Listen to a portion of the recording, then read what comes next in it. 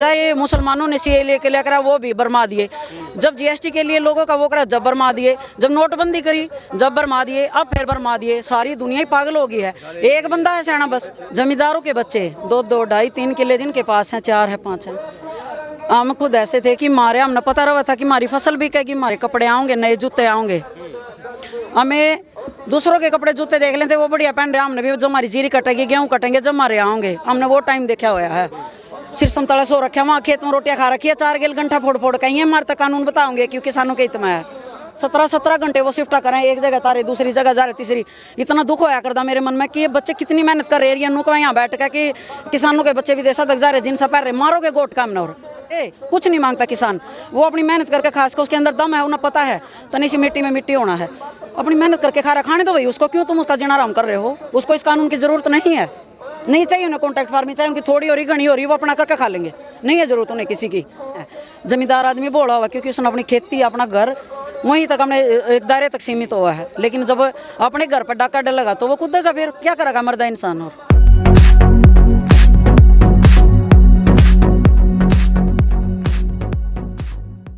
Singhu border पर इस वक्त मैं मौजूद हूँ। प्रोटेस्ट धरना यहाँ पर लगातार चल रहा है, किसान आंदोलन यहाँ पर अभी भी जारी है। महिला हमारे साथ है, इनसे हम बात करेंगे। तो आप कोई किसान मानने तैयार नहीं हो, कह रहे ये लोग किसान नहीं है, भड़काए हुए लोग हैं, चंद लोग हैं। ऐसा है, कौन भड़का सकता है किसी को? ये लाखों लोग क्या भड़काए हुए लगते हैं आप लोगों को? क्या हमारे चेहरे ऐसे हैं कि हम भड़क रहे हैं किसी से? लगता है आप लोगों को कि बर्मा में हर जगह इन्होंने यही कहा है कि बर्मा दिए, चाहे मुसलमानों ने सीए लेके लेकर वो भी बर्मा दिए, जब जीएसटी के लिए लोगों का वो करा जब बर्मा दिए, जब नोटबंदी करी जब बर्मा दिए, अब फिर बर्मा दिए। सारी दुनिया ही पागल हो गई है। एक बंदा है सियाना बस, सब पागल करना चाह रहे हैं ना। वो कह रहे हैं कि हम किसानों को मजबूत करेंगे, डबल आय किसानों की हो जाएगी। पिछले 6 साल के दौरान सारे जमींदारी खड़े हैं मोस्टली। कितनी आय किसकी दोगुनी हुई है? पहले ये बताए कि कितने फसलों के रेट बढ़े हैं, कितने बड़े हैं? नीचे जा रहे हैं। कहाँ है रेट? खेती की आज के टाइम पे खाद पानी उसकी वो भी नहीं निकलती, बचत तो किसान के हाथ में कुछ है नहीं। मैंने किसानों के ऊपर बहुत सारी वीडियो बनाई है। सबसे बड़ी दुख की चीज़ है, मैं खुद किसान की एक बेटी हूँ, मैं उस टाइम से निकली हुई हूँ, मेरे को पता है। और हालात का वो बंदा बात कर सका जब वो उस जगह से आया हो, वो कह सकता है कि हाँ ये फेस हो सकता है।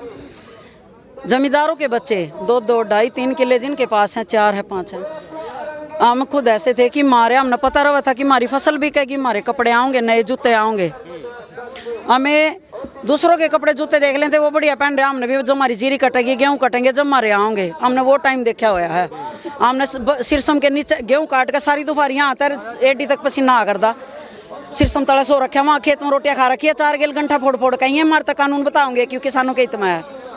कौन है बताने वाला? नहीं, वो ये कह रहे हैं ना कि ये किसान कहाँ से इतनी महंगी गाड़ियाँ लेकर सड़कों पर निकल रहे हैं, बड़ी बड़ी गाड़ियाँ हैं। अच्छा, किसानों के नहीं, ये कह रहे हैं कि किसानों के बच्चों के बारे में बयान दे रहे हैं कि किसानों के बच्चे ये हैं जींस पैर क्या रहे, किसानों के बच्चे क्या यहाँ कच्चे में आएंगे, जींस से नहीं ले सकते, वो मेहनत नहीं करते वो।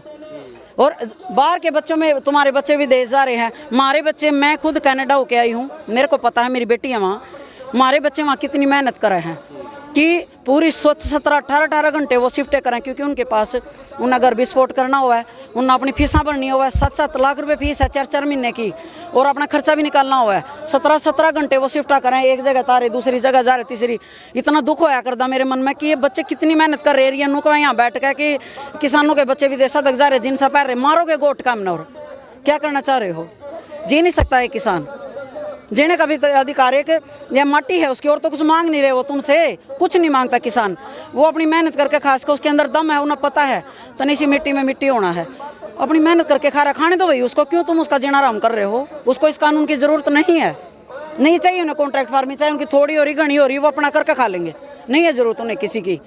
मोदी सरकार कई सारे फैसले लिए मोदी सरकार ने जिनका विरोध हुआ है। ट्रिपल तलाक का विरोध हुआ, सीए एनआरसी का विरोध हुआ, 370 का विरोध हुआ, लेकिन कहीं पर भी मोदी सरकार झुकी नहीं है। अब आपको लगता है कि इस कानून के वापस लेगी या मोदी सरकार झुकेगी? ऐसा है, सबको पता है ये तो कि तानाशाही सरकार है, नहीं झुकेगी, क्योंकि जब इंसान का अहम, राजा का अहम जब पब्लिक से ऊपर हो जाएगा ना, फिर तो कुछ उसको समझा ही नहीं सकता कोई, उसको अपनी बात सही लगती है, वो करता है कि जो तू कर रहा है वही इन सब के हक के लिए है, चाहे वो करोड़ों लोग खड़े हैं, फिर उसको कोई फर्क नहीं पड़ता, वो क्यों झुकेगा? नहीं झुकेगा।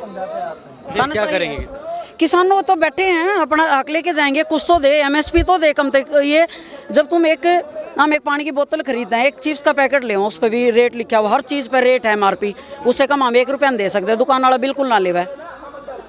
नहीं तो आप एमएसपी की बात कर रही हैं, प्रधानमंत्री मोदी की बात पर विश्वास क्यों नहीं है जब वो कह रहे हैं कि एमएसपी खत्म नहीं? क्या इतने लाखों लोग ऐसे बैठे, अगर उनको विश्वास होता तो वो अपने घर ना बैठे होते, सड़क पे कौन यहाँ बैठा होता?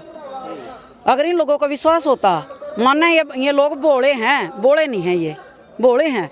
जमींदार आदमी बोला हुआ क्योंकि उसने अपनी खेती, अपना घर वहीं तक अपने एक दायरे तक सीमित हुआ है, लेकिन जब अपने घर पर डाका डलेगा तो वो कूदेगा, फिर क्या करेगा मर्दा इंसान, और क्या कर सकता है? आप ये देखो, क्यों नहीं है विश्वास? प्राइवेट हाथों में सारा कुछ दे के, जब तुम सारा कुछ प्राइवेट हाथों में, सरकार का नियंत्रण हर चीज़ पे आप लोगों को पता है खत्म हो रहा है, हर चीज़ पे धीरे धीरे। एक खेती रह रही है कि जमींदार के पास अपनी ज़मीन है, थोड़ी है घनी, अपना करका खा रहा है, वो भी उसके हाथ से ले रहे हो, सब कुछ प्राइवेट हाथों में।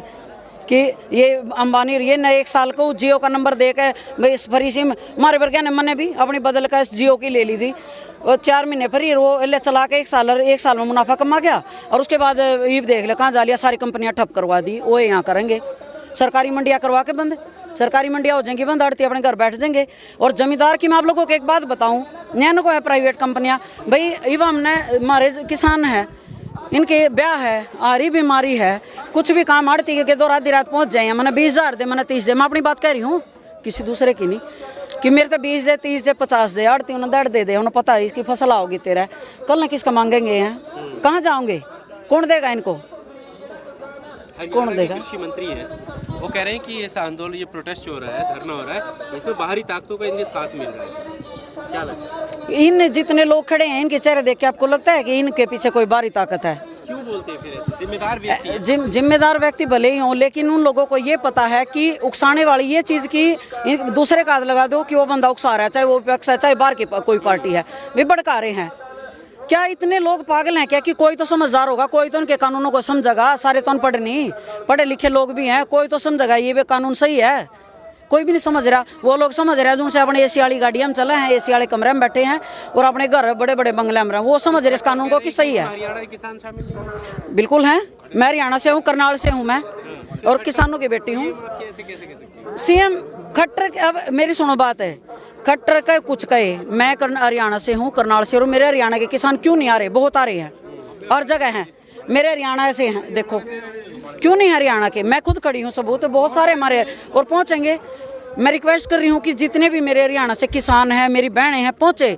ये एक महायुद्ध है और इसमें हर कोई पार्टिसिपेट करे, महायज्ञ है, इसमें आहुति डालने जरूर पहुँचे, अपनी उपस्थिति जरूर दर्ज कराएं, क्योंकि अगर अब नहीं तो कभी नहीं, तानाशाही तोड़नी पड़ेगी, बिल्कुल नहीं चलेगा काम ऐसे, जिद्दी रवैया बिल्कुल भी नहीं चलेगा।